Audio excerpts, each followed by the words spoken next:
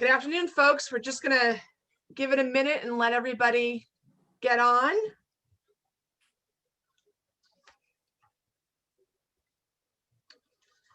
I see everybody coming in from all over.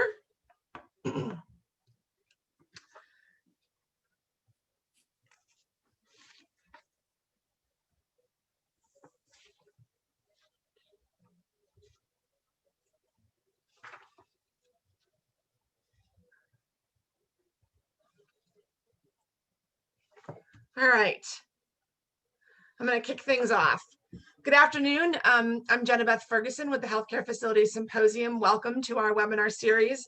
We're thrilled to have you this afternoon. We've HTS is our sponsor, and they've put together an outstanding panel of experts that have so much experience, and they're going to share their thoughts with you today, and we're really thrilled. I just want to make two housekeeping announcements before we jump in.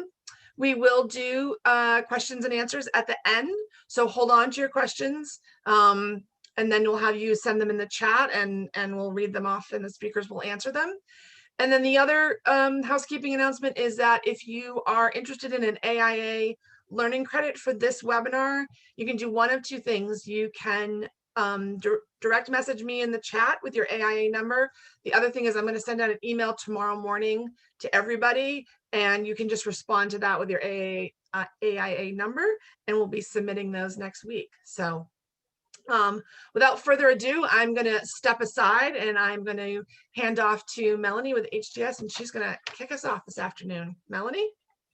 Hello, everyone. Glad to be here. I'm going to kind of zip through our learning objectives. We've got these here to get credit for your AIA. We have learning objectives. We're going to be covering each one of these today on the presentation.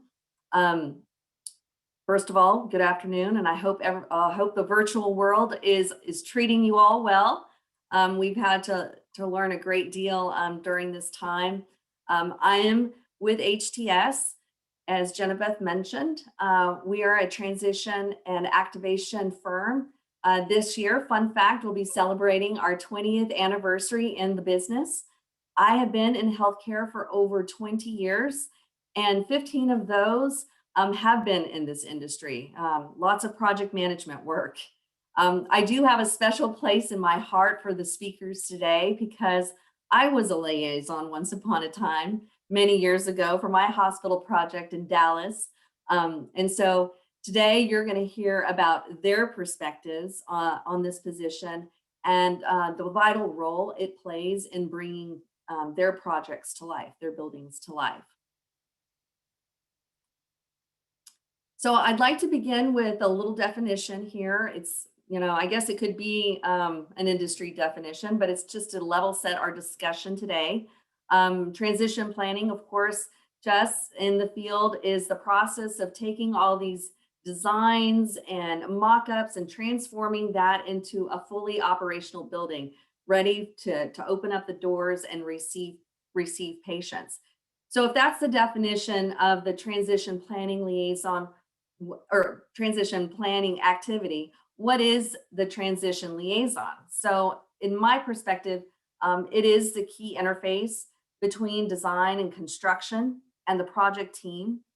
They represent truly the voice of the users. They help to manage the needs and all of the decisions that may happen or need to occur on a project. Very vital role for the project.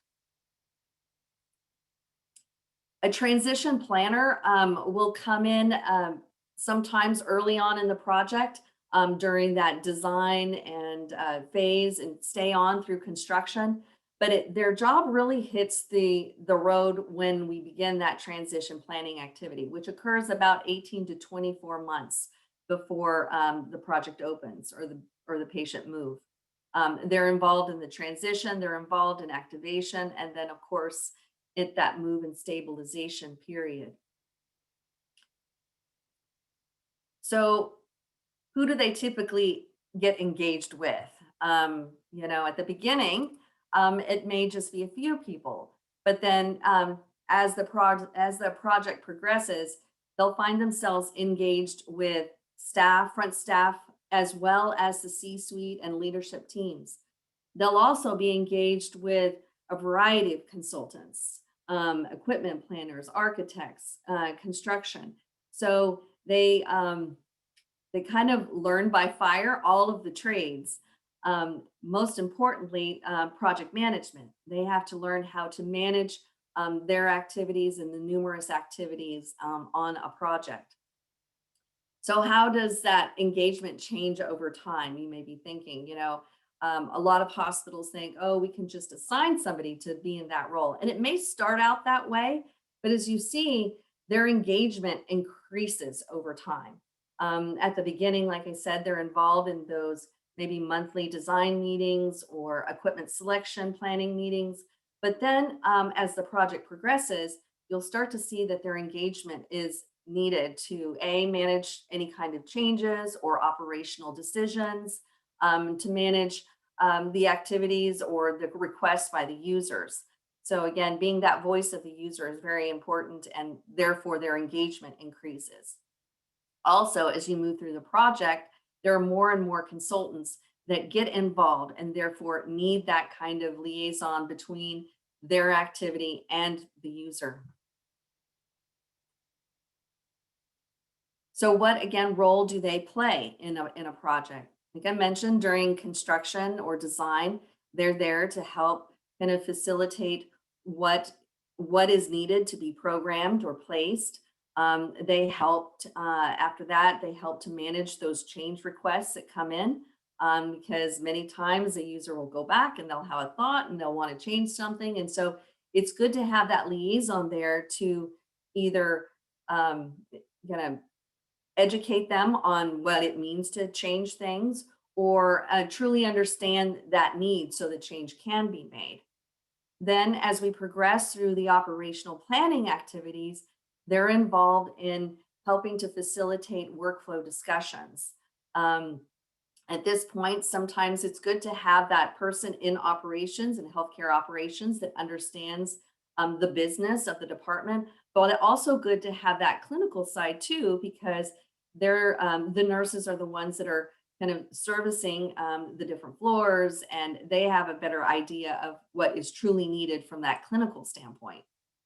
Then, of course, we get into the training and simulation activities that happens in the project, and the liaison will be a vital role in helping the different departments plan what their training exercises need to be, understanding what equipment needs to be in place, and making sure that happens. And so their involvement at that point becomes really almost like a triad between the construction, the equipment planner, and the user. Then moving into building activation, which, again, we have to get the building loaded and prepared to receive the patient and tested. At this point, the liaison is ensuring that the consultants that they're working with, that they're preparing the spaces well, that IT is involved, and that all the areas are ready to receive the staff so that they can train. They work tightly with maybe the education or training liaison in the hospital to get schedules set up and people oriented to the space, and then of course scheduled through the spaces to make sure they get adequate time. And then of course licensing. In some of our states, we have very, very strict licensing mandates. And so the liaison here will work with the regulatory body as well as with the point of contact there at the hospital to make sure documentation is done and ready to be turned over to the licensing authority. And of course, at the end, the move and stabilization is very important, in which case their involvement there will be to help with the coordination of the move of patients. We get this all the time. We say, yes, hospitals move patients. That's not a problem. But how often do you move 100 patients or 200 patients or 300 patients in one day? That's usually not the case. So the liaison then works very closely with the consultants that are doing that to help facilitate that one day activity. all of the logistics that are involved in that, as well as working with a different operations team to make sure that if something does happen, that there is a mitigation to it or a quick resolution. And so getting involved in that. They may also get involved with the ambulance teams if it's an ambulance move, and working out contracts to ensure that sufficient ambulances are available to assist with the move. So who fits this role? And then you're going to hear from a few of our panelists today. I'm excited that they're going to talk to you about their roles.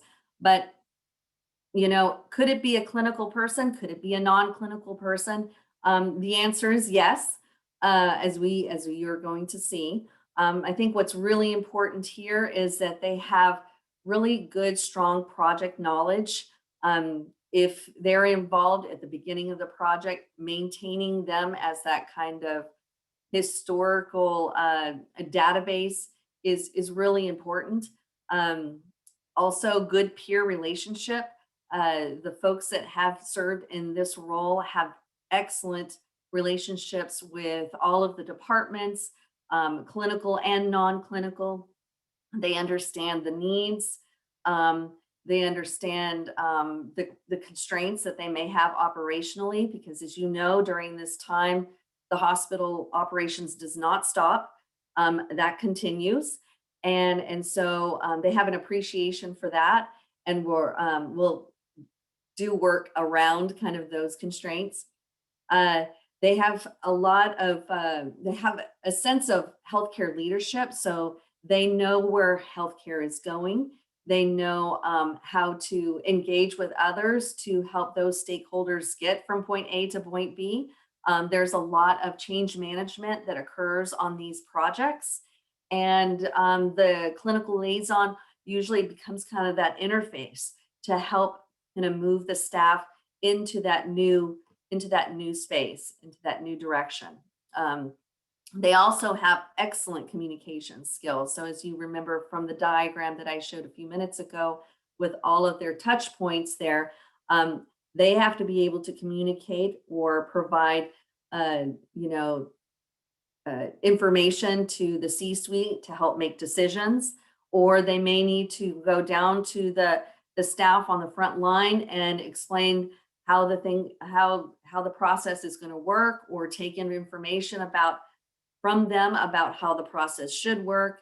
They may be asked to speak at community fairs, or to volunteers, or to the foundation. So wide range of touch points, and therefore communication skill is definitely a must. So I want to pause there, and I want to begin letting my speakers talk to you about their role in their projects.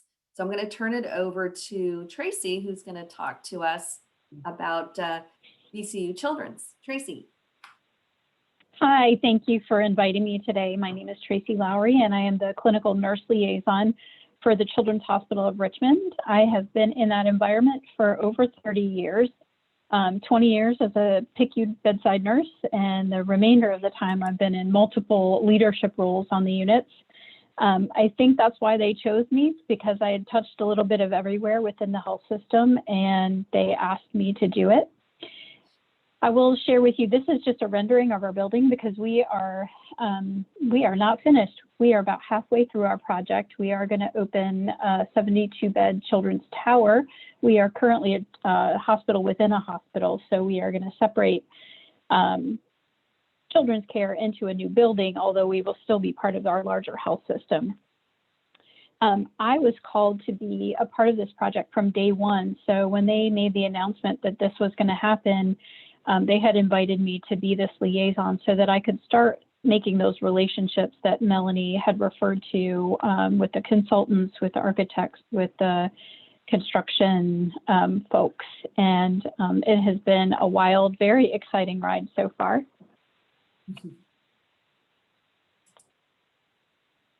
All right, first I wanted to share with everybody that our building was designed by families and their children for families and children.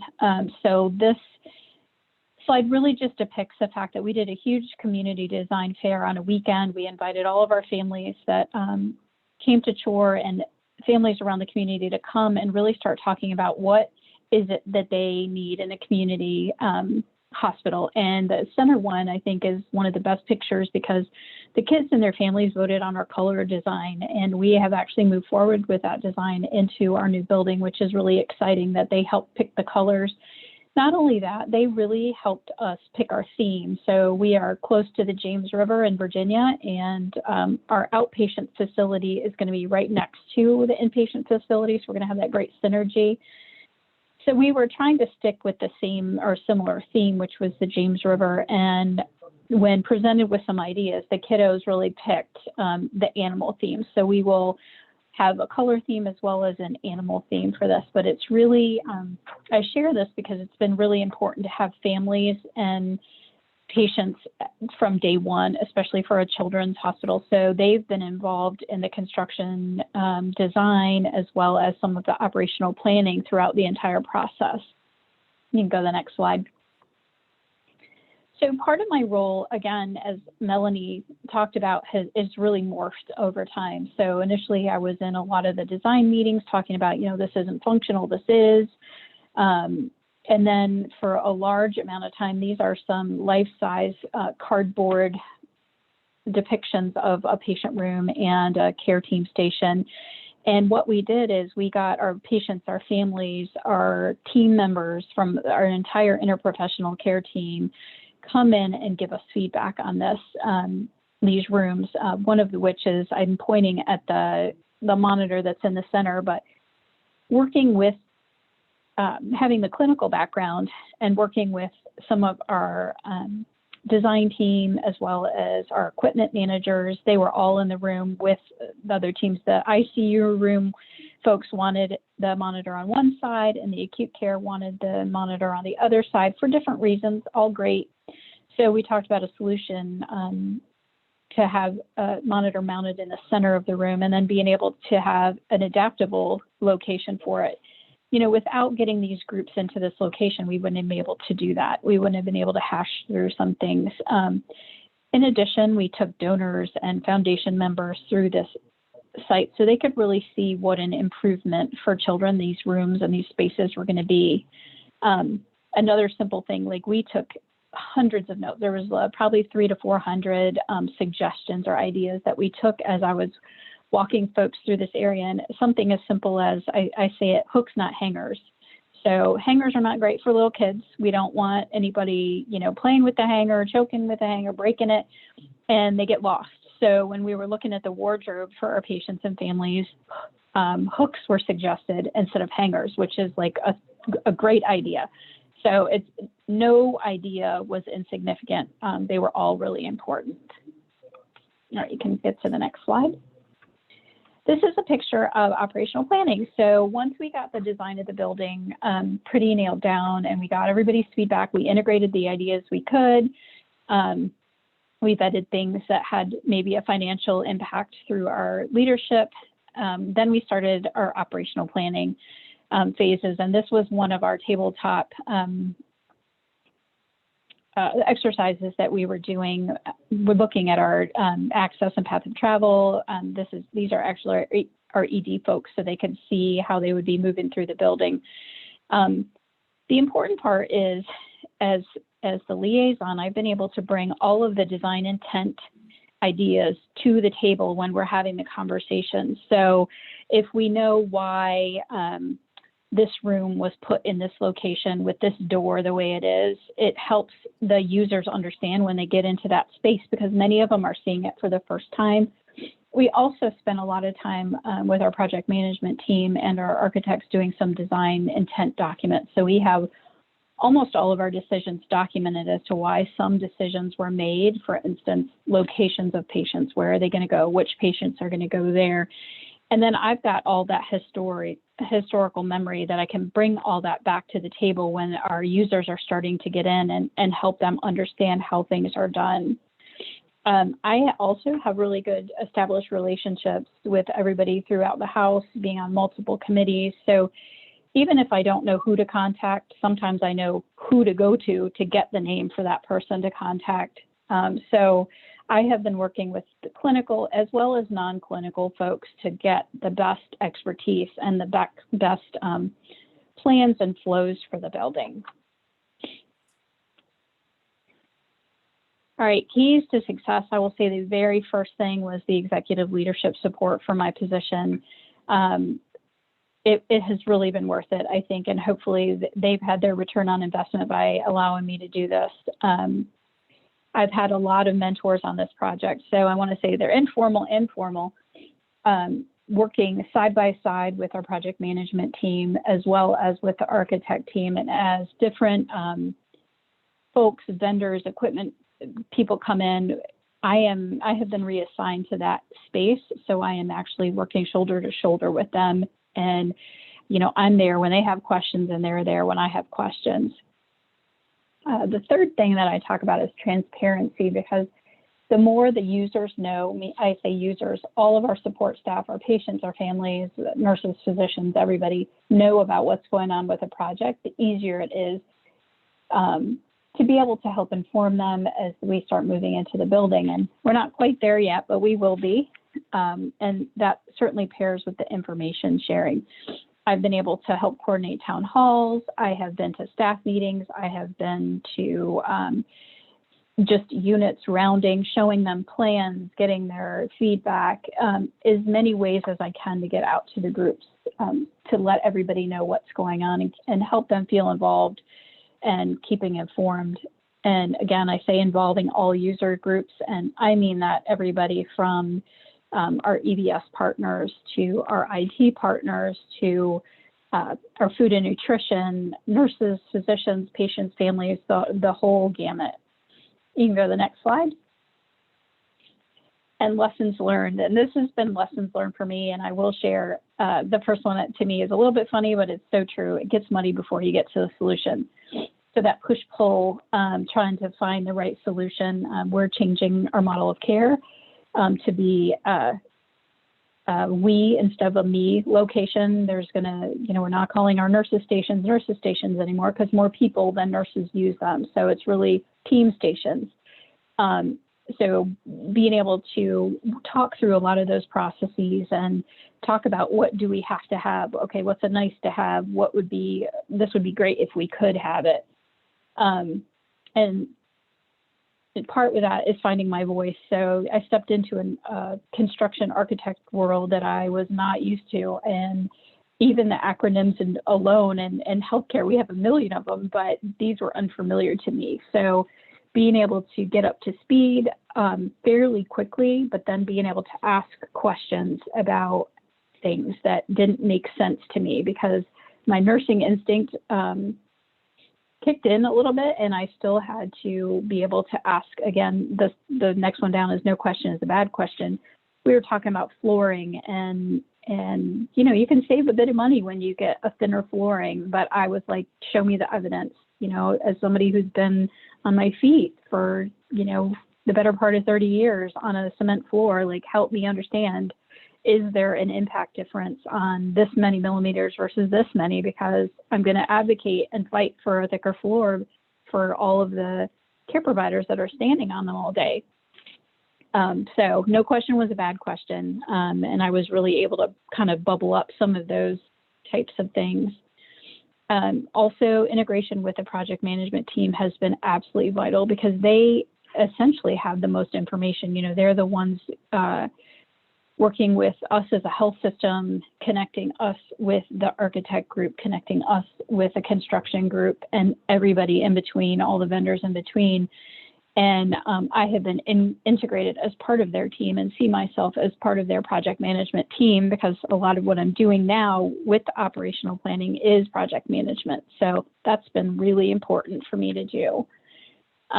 And I talked about starting at the beginning of a project because it does offer you that historical perspective.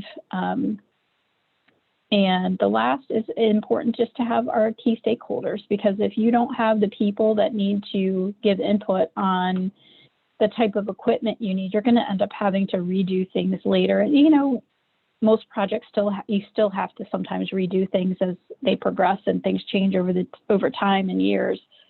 There's still changes that need to be made, but you can hopefully get all of that done as early as possible. And I will tell you, this to me is like a dream. I've been waiting for this hospital to be built for over 30 years, and it has been an amazing journey. So well worth every effort that I have given.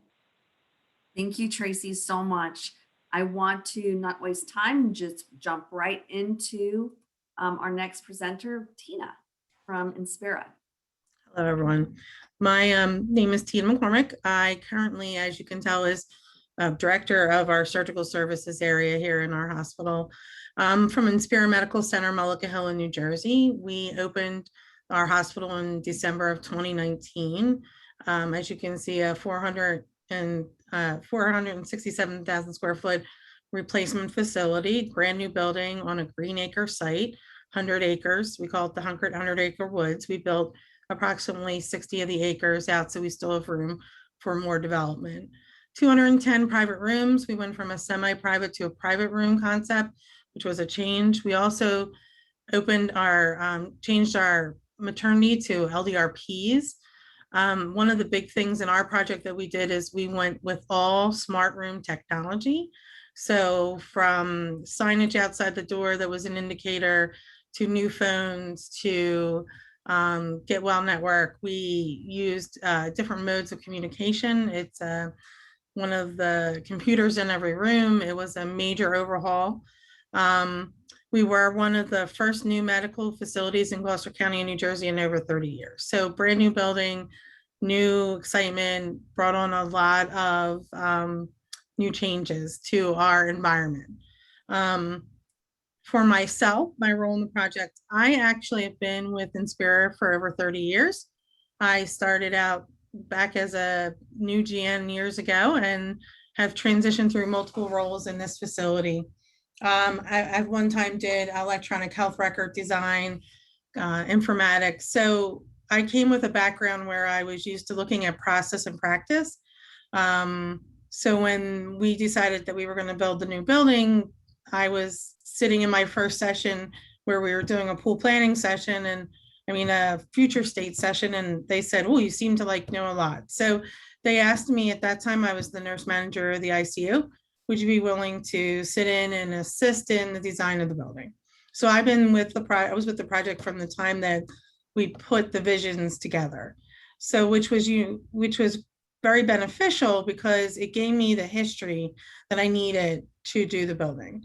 So when my role started, I was still managing an ICU and doing the project, which was a major undertaking, and managing some other areas in the hospital. Towards the end of the project, we made a decision that I needed to just transition to be the clinical project manager. And so we moved then, probably about 2 years before we opened, I moved into that role permanently. I was involved in everything from education to transition planning to the licensing testing that we did, the medical equipment purchases. So I had a relationship with all of the different patients and the sections in the hospital, the different departments. So being here for so long gave me the opportunity. We worked with a group in our hospital that is our Lean Six Sigma group to actually do process and practice. We mapped changes in practice. So it was a brand new setting for everyone. And we wanted to this was our opportunity to make that positive impact to the patient that we could. Plus we were leaving a hospital that we had been in for 100 years. So it was a major undertaking, and we had to also deal with the cultural changes and, the different concepts that people brought. Well, we've always done it this way. So my role was to help people transition plan. I also had a partner who was on the project on the construction side. So it made it so that we were the yin and the yang. So she focused a lot on that piece. And then I focused a lot on, what from a clinical standpoint. So when you're ordering equipment and somebody says, well, what do you want? You have to go through the pieces and say, that doesn't make any sense to us. I wouldn't use that. You asked for the nursing use. So I would reach out to the nurses because I had a relationship with them. We had them involved in all the designing sessions. We had all the physical therapists. So we would do multidisciplinary teams also when we were doing design, all the way up to when we opened the building. It was just a unique role that if you are opening a new hospital or any new facility, it's something that you need to have available to be that bridge to gap that process changes, to gap, following through with all the pieces that everybody needs. So for me, a lot of my keys to success was once I transitioned permanently into my clinical project manager position, I actually reported directly to the COO of the new building that we were going to open. But I had executive leadership support from the beginning of my project all the way up to our CEO for our network. We met with them on a regular basis, was very transparent. They expected me to bring to the senior leadership level any problems or issues. They didn't want me to hold back.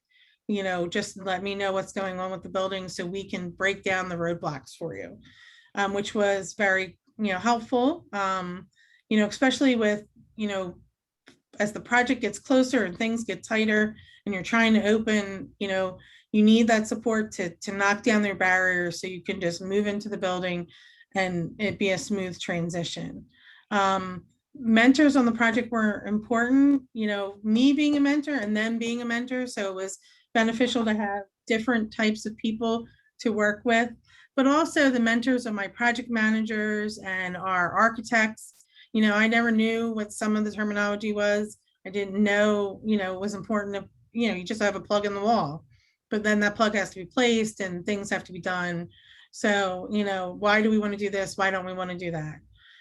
Talking about information sharing. So I would, was part of the process when we did the mock-ups for the rooms, when we did the mock-ups for the space. As the building was opening, I would make sure that everyone was available and that we did tours and we did life safety tours. When we did life safety tours, we wanted people in the building as often as possible so that it wasn't such a shock to their system when they started, because we went from hallways where literally there was 40 rooms in a hallway that was, short, till now we're like spread out the wings or so. The distance was like triple of what it was before. Involving all the user groups is very key. You always have to have all different types of people involved. But the most important thing is you need to make sure that when you're involving the leadership, that they're there to help support the decisions. Because if you didn't have that support, our VPs attended our planning sessions, our COO attended our planning sessions to make sure that if there was a decision that needed to be made, that we weren't waiting to make that decision, to make sure that we were part of that process and we were getting those done as quickly and easily as possible. And then always staying on top of the project. You have to talk about the communication. We actually designed a process where we had 8 teams because we did a pool planning session and what did we need to still do to open up the building? What did we need? And we categorized them and put them to 8 teams. And they were responsible to look at those pieces, make sure that they get completed, make sure that we were getting on track, that we were meeting our timelines. Also when we were doing licensing, New Jersey is not a simple state to get through Department of Health. But when we did all the planning sessions, we actually did a licensing training session and we did a dry run. And so that when we went to open the building from our Department of Health, we received no deficits. We were clear to open on their first visit. We had no follow-up, but we did lots of rounding in the building. We notated all of the issues. We did day in the life. The day in life experience was very, very important to us. It gave us an opportunity to functionally use the building before we actually put patients in the hospital. So they were all keys to some of the success for a project that I had to make sure we move forward. So like I said, being involved in the design and the equipment selection and the process early on is really, really key. You need to know the history, why did we decide on this versus that? Because somewhere along the line, somebody's going to say, oh, that's not what I said. But you have to be able to say, that's where we are, and we have to land somewhere and open the building. So, and then, helping people get to a solution. Sometimes you have to push the people. Sometimes you had to make the difficult decisions with them that they weren't sure that that's what they wanted to do. But you know what, we had, like I said, you have to land somewhere. You have to just go forward and, open up. And then being able to use my expertise as a nurse to help that transition and bridge the gap between the architects, the construction people. One calls it one thing, one calls it the other. You had to work as the system to make that happen for both people. So that was a big part.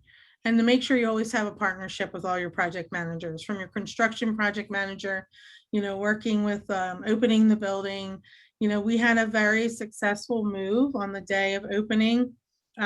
We actually had to work for a week before to get the census down and transition the patients. So it was a very positive experience. Now I'm doing something different, but it was a great opening of the building. Thank you very much, Tina. That was a lot of good lessons to learn from. So now I'm going to turn it over to Josh from Intermountain. Josh, take it away. Hey, can you hear me okay, Melanie? Yeah. Yes. Great. Well, I want to thank Melanie for the opportunity to come. She and HTS were fantastic partners in the project that we had here in Utah, and I appreciate everything that the other panelists have said as well, and would echo everything they've said. I'm hearing a lot of what I was thinking as I prepared for this. So as Melanie indicated, my name's Josh Rotinsky. I'm the administrative director at Utah Valley Hospital here in Provo. And prior to the role that I'm in now, I was the project manager for the hospital replacement for the building that you see there on the screen, the Peterson Tower here in Provo, Utah. And I guess to start out, what I'll say is that this project was very personal to me. I'm actually from this city, just a few miles away. I was born in this hospital in a building that we actually ended up taking down at the end of the project. And unfortunately, my father also suffered a stroke about a week. It was actually exactly a week before the hospital opened. He came to our ER, he was admitted, and ended up being one of the patients that we transported from the old tower to the new tower on move day. So it was rewarding for me to see the project come to fruition and to be so deeply involved in it. So the Peterson Tower opened in January of 2019. This is a level 2 trauma center in Provo. This was a full hospital replacement on an existing campus. So it includes 234 patient rooms, has an interventional platform, new ED, as well as new imaging and pharmacy services as well. And we actually also built a 250,000 square foot outpatient building, kind of right behind that building that you see, that opened about 11 months before this one opened up as well. So next slide here. My involvement in the project began pretty early on, kind of at the tail end of the master planning phase. So I was not only involved in transition planning, but oversaw and coordinated all the efforts through design and construction as well for the 3 to 4 years that led up to the opening of these 2 new facilities. So if you want to go to the next slide there, Melanie. As I mentioned, I was involved in several phases of the project, and obviously my role and the priorities of that role changed as we went along. So early on, I acted as a liaison between the architects, the contractors, and the hospital, and coordinated all the design efforts. I co-led the construction project management with somebody from our system team as well. One of the difficulties, and I'm sure this probably applies to several of you who are listening, is that we built this campus, this new hospital, on an existing campus, which is actually fairly compact when you consider the size of the buildings. And so as a result of that, we actually had 40, I think it was 43 interim department moves where we just had to temporarily move departments, whether it was clinical or non-clinical, out of their existing space, disrupt their operations so that we could make way for construction to take place for the final state. So a lot of my time throughout the course of about a year was spent coordinating those efforts. And then for the last 2 years leading up to the move into the tower, I was privileged to work alongside Melanie and others from HTS to focus on transition planning. And obviously within transition planning at different phases of the project, you have different priorities. So early on, we spent a lot of time on budgeting, making sure that we had the right budget for training and orientation. You can see that picture there on the left. That was a day in the life and equipment training that we did. We worked for months and months on what HTS calls a critical task log, or a CTL. And this is a list of literally hundreds, if not thousands, of tasks that I would say the majority of which we would not even have thought about or considered without their help. So it was nice to get that going really about a year and a half before the move in. And then later on in transition planning, we obviously had to ensure that fit up in the new building was completed. Training and orientation became a big priority over the last few months, and obviously the move day as well. So moving forward, keys to success. So I wanted to simplify this as best as I could, because I think there's a lot of things that we could talk about, but, and I think others mentioned this as well, the first key to success that I would state is executive leadership support. So we had a leadership team that fortunately saw the need and didn't take a project of this magnitude lightly. Our decision to bring on a transition planning consultant came when our CEO acknowledged that we didn't even know what we didn't know, right? We kind of felt like this thing was beyond our control and beyond our ability to manage. And it was that admission and that coming to the realization that we need some help was probably the best decision we made. And then second to that, we committed resources to the effort, obviously in the form of a consultant, a full-time PM, which was myself. And in addition to that, I would say a realistic budget for training and orientation. And that commitment and support came from executive leadership, and that made all the difference. Secondly, I put up there the best way that I could describe my role in all this was an air traffic controller. And finding someone that can do that effectively is incredibly important. Ideally, it's going to be someone with some project management experience, a high level of organizational skills to ensure that nothing falls through the cracks. I'll note that I'm not clinical. I don't come from a clinical background. I do believe that there's benefits from having a clinician in this role, but the reality is I was surrounded in every meeting and at every turn and decision point by a lot of good clinicians that were able to make those decisions. And so at least in my case, I didn't come in as a subject matter expert on anything other than project management. And it seemed to work really well. I think the key that others mentioned as well is having the right people in the room, in the conversations and making the decisions. And then that leads me to my last point. You need to find someone in this role who can develop positive relationships and communicate really well. Like many roles, you cannot be successful if you're fighting an uphill battle the entire time, and your chances for success go up significantly if you have people on your side. So for someone to succeed in this role, they need to be reliable, they need to communicate effectively, and help others kind of stay grounded in the shared vision for the project all along the way. And then lessons learned, I put 4 up here. So first of all, prioritize the involvement and engagement all the way up from senior leadership down to the front line. If it's ever questionable whether someone's input is needed, the answer is probably yes. And even if it's not going to hurt to have their input.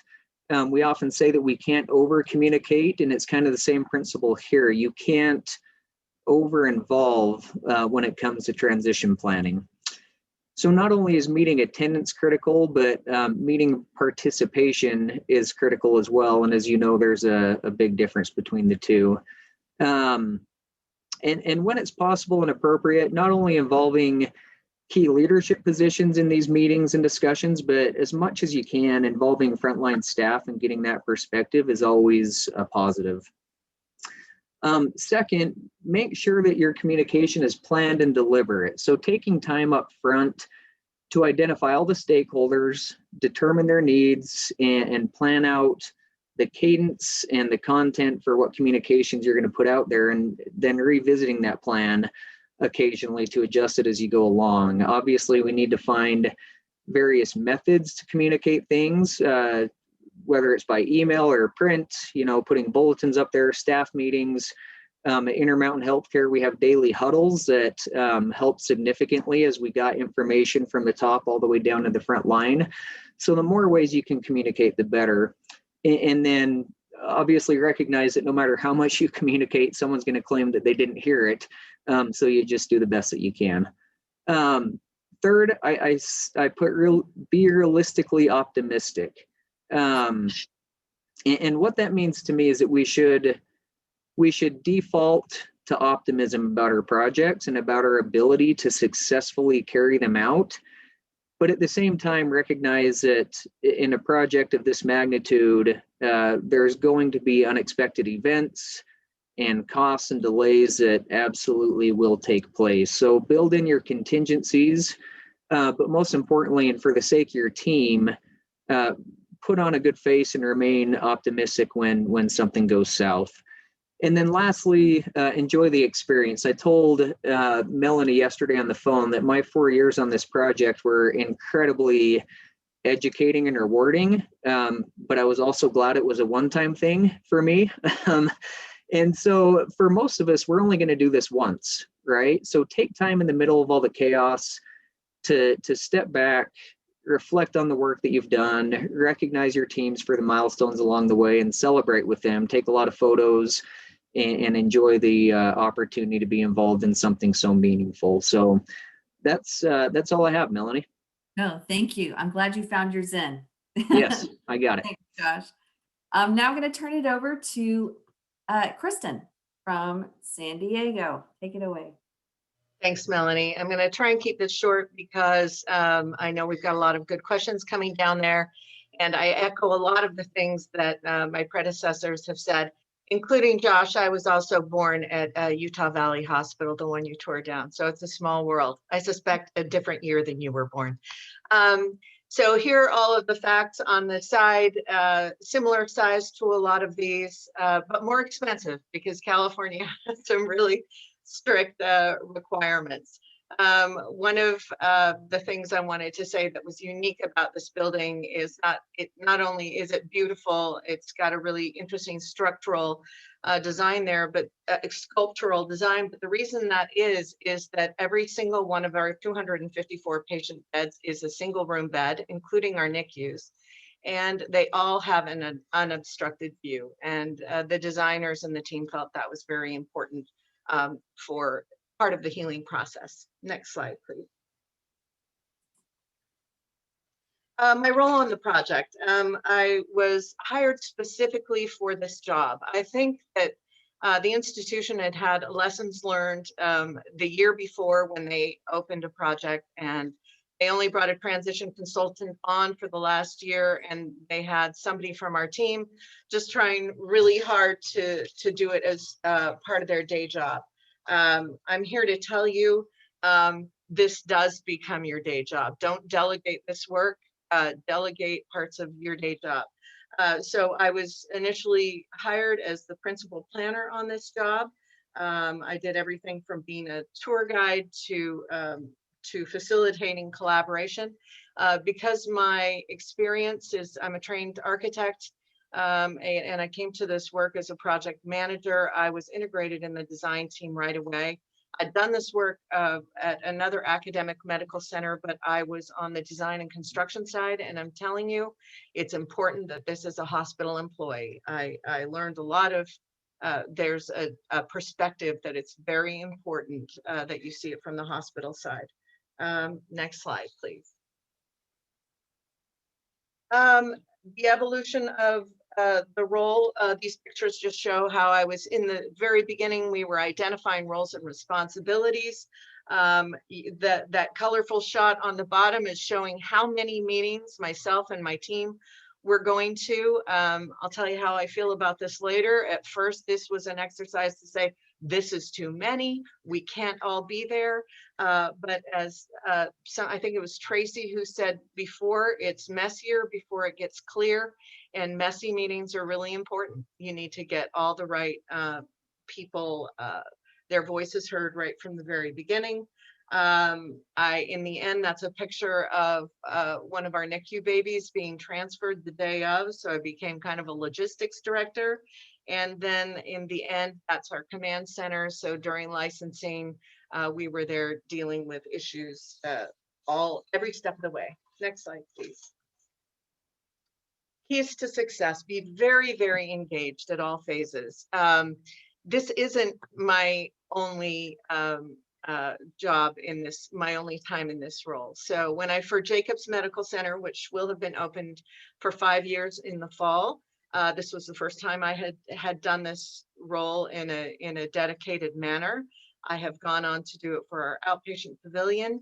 But I changed roles in the institution. So I was a principal planner, and I was a manager during the outpatient pavilion. I'm now director of facilities planning. And if anything, I spend more time. I'm now working on a new outpatient pavilion and a master plan for our medical center. Be an advocate for the transition budget from the very beginning. No matter how incredible your people are in IS, equipment planning, in procurement, in all of those, none of those, this is such a heavy lift. Make sure you budget money in from the very beginning in the transition budget, to have a doc master, to have somebody to work with vendors at the end. It's critical. Get that money in their beginning. Be available to meet with your regulatory department early. I think it was Tina who said how successful that was, and they had no deficits. That was the same for us, but we started meeting with our regulatory team members 3 years before we opened, and met with them at first quarterly and then monthly, and then made sure that they had hard hat tours, and we got all of the questions in early, met with them often, and we were licensed in 2.5 days, which for California was kind of unheard of. Develop clear roles and responsibilities, engage your users early, be relatable and have fun. So you have to be able to relate with the CEO, and you have to be able to relate with your EVS team and everybody in between. Next slide, please. Have a scheduled fallback plan. I can't tell you how important this is. Construction always, always, always goes longer than they say it's going to be, and go live rarely gets extended. So make sure that you have a plan and a way to work. It's not impossible to fit up with hard hats on. So just make sure you have those conversations frequently and early, and be realistic. Don't be in denial. Provide tour access criteria. Everybody from donors to physicians' families, to everybody wants to come and do that. Have a plan, have a safety plan, and stick to it. Have extra scrubs, have boots, have things people can work, and then have waiver forms for the donors who come in high heels and are going to go on the tour anyway. Align pre and post occupancy expectations. Make sure people know that this is going to be a change. We did all of the things Tina mentioned. We did days in the life, we did tours, but it's still, this is hard for people getting used to doing the same thing they've always done in a new space, and make them deal with that. We had a moratorium for 6 months on items of, move this to this or there. And we found that after about you know, a couple of months, people really just stopped asking because they were used to the space. Conduct formal lessons learned, have an official user change request and issue management process. And then this is the most important thing I want to leave you with. Prepare for the hangover period. You and your huge team of people on the logistics side that it took to get this open are going to continue to have questions and issues for months and months to come. And after the move and after all of the celebrations, the clinicians get to do their job and get to go and get to see patients in this unbelievably beautiful and exciting new facility. But you don't, your team doesn't get to do that. Your team gets to deal with all of the difficulties and all of the problems and all of the stress. So, and I'm not kidding when I say I walked 13,000 steps by 7 a.m. one morning, or that we worked 11 weekends in a row, or I mean, this is a major time commitment. So be prepared, take a vacation the year before you open, make sure you have a rotating facilities person on call, take care of your team and make sure that you pamper them through this process and understand that this is going to be really hard after you open. Thank you very, very much, Kristen. I heard lots of good things, and leaving people with that note of being a cheerleader is probably one of those roles that I forgot to highlight. But yes, that cheerleading role is number one. Jenna, I'm going to hand it over to you now for questions and answers. Yeah, thank you so much. I just wanted to say thank you to Tracy and to Tina and to Josh and Kristen for taking time out of your day and sharing your experiences with all of us. And thank you to Melanie and to HTS for putting together this outstanding panel and bringing it to our folks today. I really appreciate it. So we do have some questions, so we're going to get to them. The first one is, does every hospital have an in-house transition planning liaison?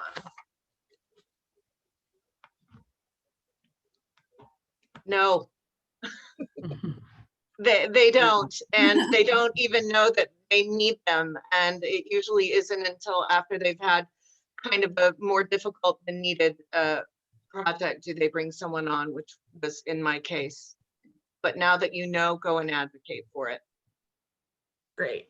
The next question is, could someone speak to coordinating the construction with owner provided items such as dialysis equipment and bed head walls, details to watch out for, and tips to make that communication more smooth?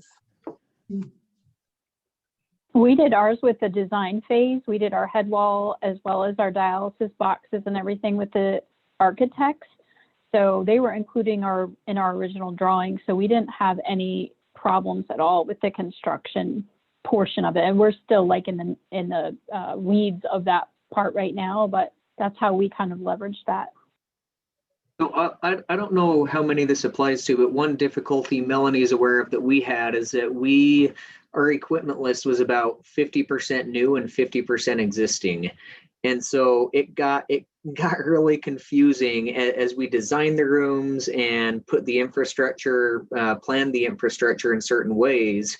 It needed to be a really tight coordination of, okay, is the existing equipment going in this room or is it new? And if it is new, what are the specs? And so that communication and the touch point between the hospital operations, the contractors, and the equipment planners is key for that. So for us, I'm gonna, Go ahead. okay. There was a follow-up that said, along with the equipment question, how to deal with equipment vendor deliveries and the perfect timing to not have to store on site, but also getting installed in time before move-in. So in our project, we were 85% new equipment, which was a big undertaking.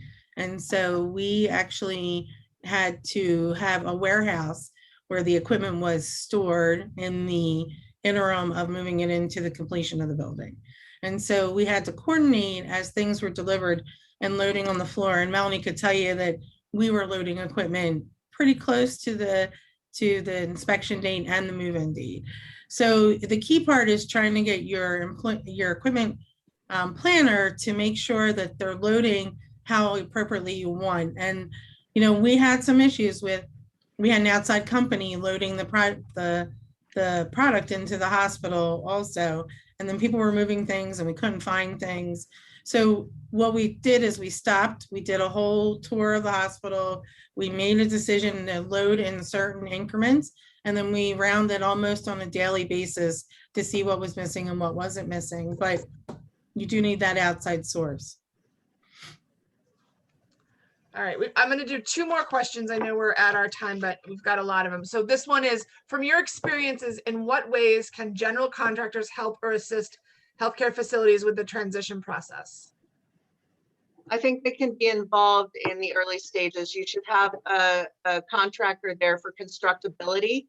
And as your questions come up all the time, like, are we going to do mobile lifts or ceiling lifts? Well, how much does that impact the budget? You can have that contractor on your team who's able to answer those questions almost real time. So I think having a contractor in the project team from the very beginning is very important if you can do it. Yeah, I'd echo that. We had that in our contract where they had to basically attend all the design meetings and be an active participant in those. And it was very helpful. And then the next question is, how do you lead the C-suite to approve the budget for transition planning as part of the AEC design initiative? It isn't always part of the AEC initiative. It's sometimes a separate bucket. And I would say get professionals to help you develop what that transition budget is, and be flexible because you're going to add things in the end if you don't put enough up front. All right, I'm going to do one more. Should a transition planning liaison be used for every renovation project? What factors, i.e. size, number of patients, should be considered when making this decision? And are there any projects that are too small to require one? I don't think it ever hurts to ask the question, right? I mean, there's obviously projects that are going to be full campus replacements, $900 million, $1 billion, and have a lot of different loose ends that you have to tie up at the end as well. And there's some that will be smaller, but I would say if you're asking the question, it's probably a good idea to reach out and at least meet with them and see what services they can provide. If the question's coming up in your mind, it's telling you that you probably need some help, whether it's internal or external. Okay, well, thank you all again very much. There are some questions that are unanswered that I'm going to try and compile and get out to the panelists to respond via email. Thank you again for this afternoon, for all of our speakers, to everyone who's participated. We're going to have some more webinars coming up in the upcoming months. Just back to a couple of housekeeping announcements. As I said, if you are looking for AIA credits, I'm going to send a follow-up email tomorrow. Also, I believe that there was a screen with the speaker's contact information. We're going to share that as well, because I know folks still have some questions and would like to contact some of the panelists. And then last, I just wanted to remind everybody that we, as much as we're loving these webinars, we're also looking forward to getting back to in-person events. And we will be having the Healthcare Facility Symposium this fall, this winter in December in Austin, Texas. So thank you again, everybody. Have a great day and take care. Yay. Thanks, Thank you. everybody.